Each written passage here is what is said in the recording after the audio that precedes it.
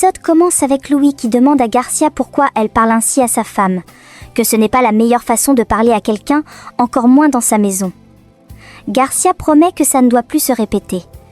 Elle dit aussi que même si les enfants grandissent, ils restent toujours petits à leurs yeux.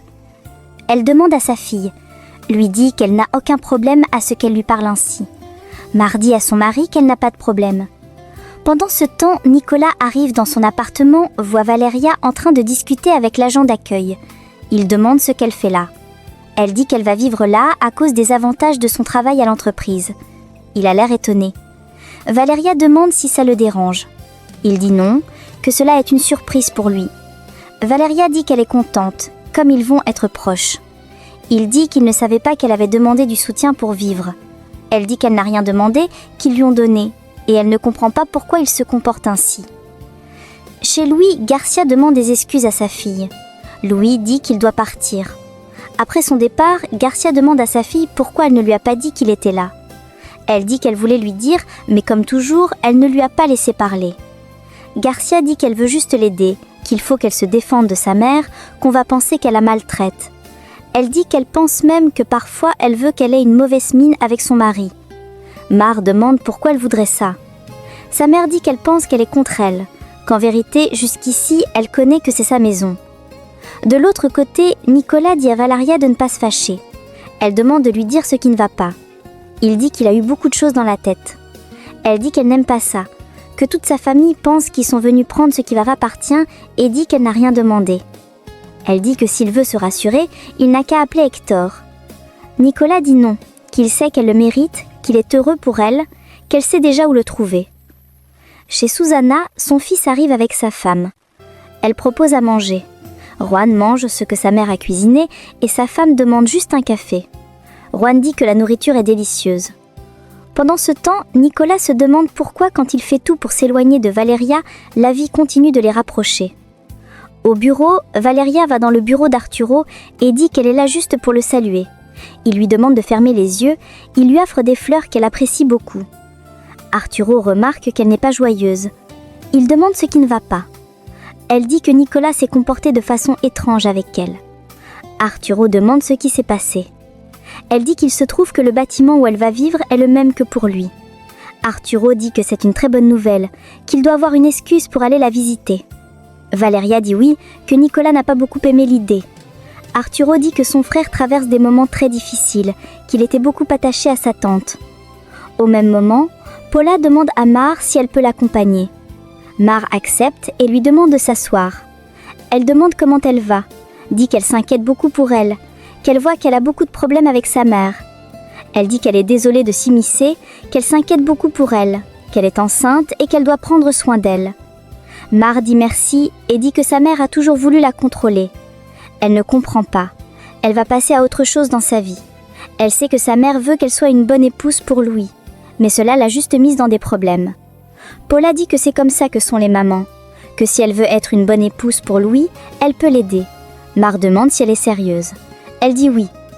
Dit qu'elle va prendre des conseils chez elle parce qu'elle ne veut plus de problèmes.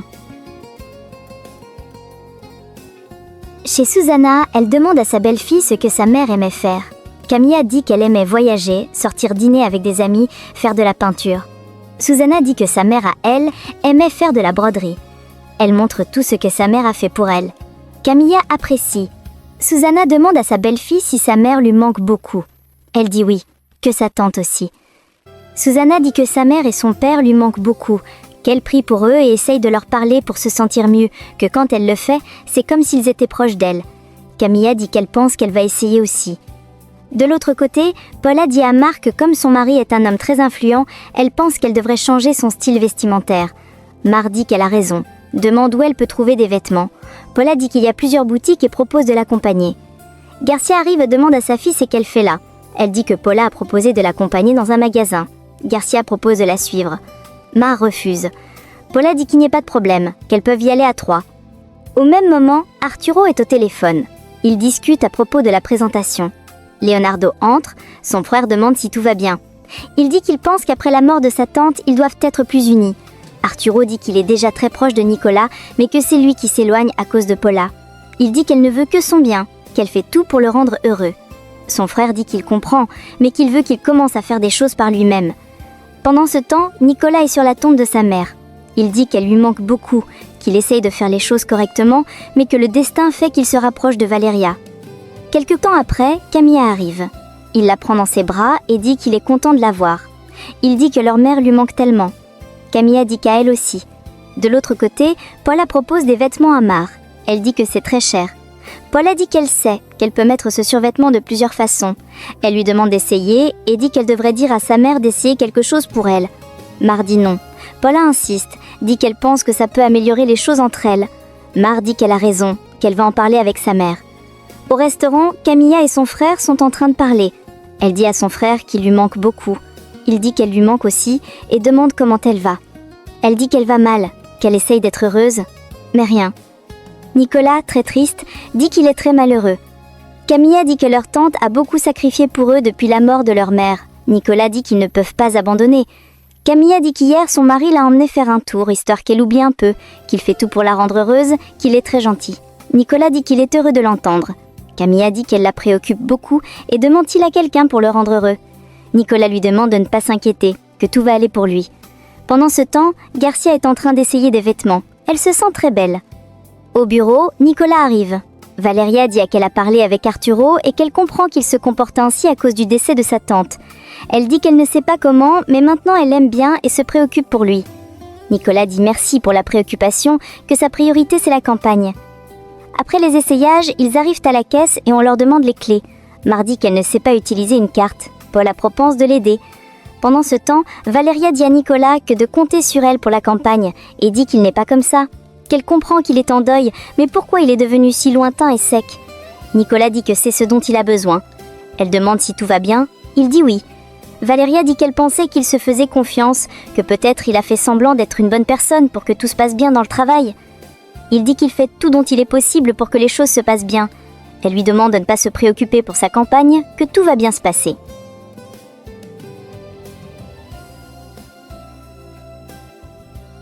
Après être sortie du magasin, Garcia dit à sa fille qu'elle n'arrive pas à croire qu'ils ont acheté des vêtements dans un grand magasin et dit qu'elle lui a répété plusieurs fois qu'elle le méritait, qu'elle ne se rendait pas compte de ce à quoi elle ressemblait avec ses vêtements et que tous les efforts en valaient la peine. Mar reste sans voix. Sa mère demande ce qui ne va pas. Elle dit qu'elle dépense beaucoup. Mais Garcia dit qu'elle est la maîtresse de la maison, qu'elle mérite tout cela et que maintenant ils vont avoir une nouvelle vie. Elle ajoute qu'elle doit s'habiller comme la femme d'un millionnaire.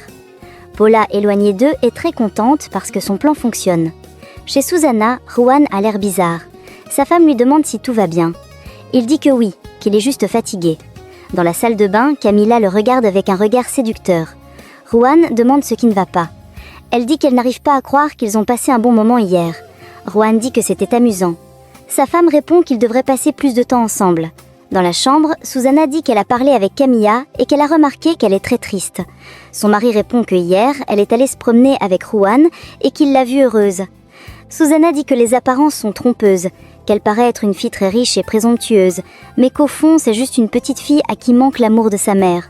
Son mari dit qu'il n'y avait pas pensé. Susana ajoute que la bonne nouvelle est qu'elle devient de plus en plus ouverte avec son fils. Elle dit que quand elle apprenait à le connaître, elle est tombée enceinte de Rohan. Son mari dit que c'est bien qu'elle se rapproche de sa belle-fille, mais qu'elle ne doit pas entrer dans la relation de leur fils. Il dit qu'elle donne l'impression qu'il ne s'aime même pas tant que ça. Sa femme répond qu'il ne doit même pas y penser, que si leur fils n'est pas avec Camilla, il ira manger l'amour de cette sale fille de Garcia. Au bureau, Pedro arrive dans le bureau de Nicolas et demande si tout va bien. Il dit que oui. Pedro dit qu'il ne pense pas, qu'il a l'air débordé. Nicolas répond qu'il va se reposer maintenant. Pedro demande si tout va bien. Nicolas dit qu'il ne veut pas rentrer chez lui, parce qu'il veut se rassurer pour le lancement. Pedro dit que s'il a besoin de quelque chose, il peut lui faire signe. Au restaurant, Valeria dit à Arturo qu'elle a essayé de se rapprocher de Nicolas, mais qu'en réalité, elle le trouve toujours triste, qu'il met une barrière et qu'il est impossible de l'approcher. Arturo dit qu'il a toujours été comme ça. Elle répond que non, qu'il n'est pas comme ça. Arturo dit qu'elle aussi est parfois fermée et distante, et que Nicolas agit ainsi quand quelque chose lui arrive. Valeria dit qu'elle est curieuse de savoir comment il était enfant. Arturo explique et dit qu'à un moment, il a cru qu'il était le préféré de son père et Nicolas celui de leur mère.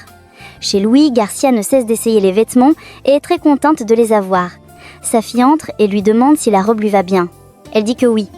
Garcia dit qu'elle pense qu'elles auraient dû acheter un petit sac rouge. Elle dit que Valeria lui a écrit un message. Sa mère demande si tout va bien. Elle dit oui, qu'elle a juste demandé qu'elle la retrouve à la maison demain. Pendant ce temps, Valeria demande à Arturo s'ils ont toujours eu une relation normale. Arturo dit oui, qu'il a réalisé qu'elle lui manquait beaucoup lorsqu'il est allé étudier aux États-Unis.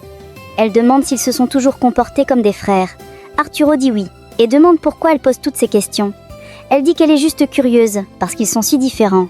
Arturo dit qu'ils sont tous les 4 différents, mais qu'ils ont les mêmes parents. Il ajoute que quand Nicolas était petit, il a fait ses études dans un internat. Valeria demande pourquoi lui aussi n'y était allé. Il dit parce qu'ils n'avaient pas les mêmes notes et que ça dépendait de leur père.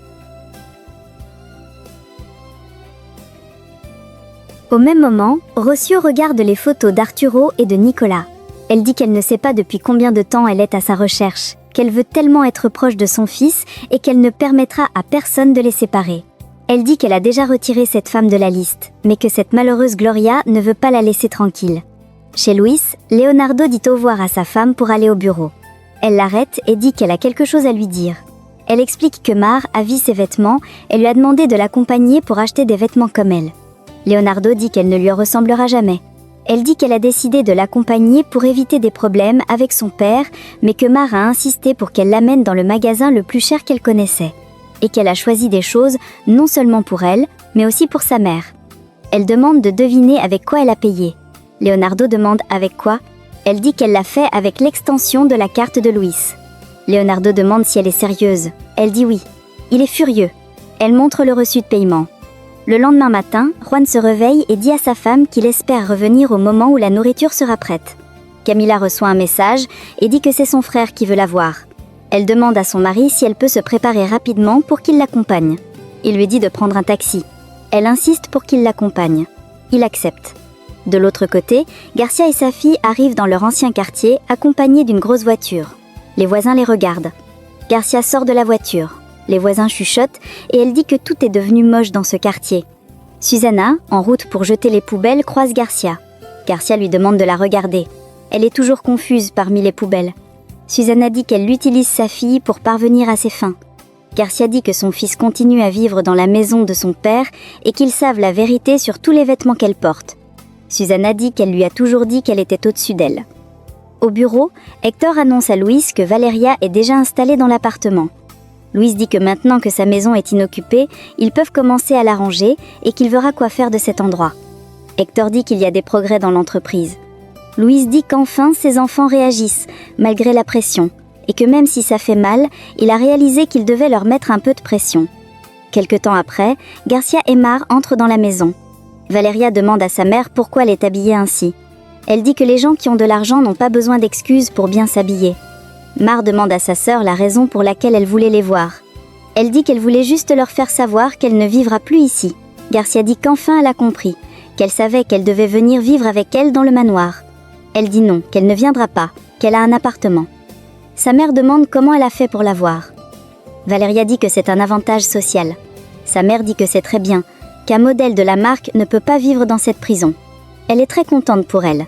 Mar la félicite.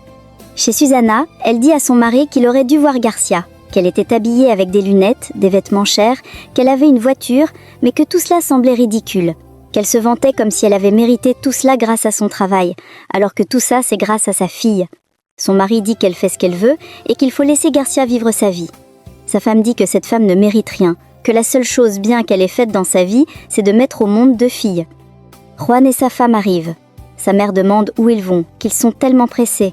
Camila dit qu'ils s'en vont chez son père.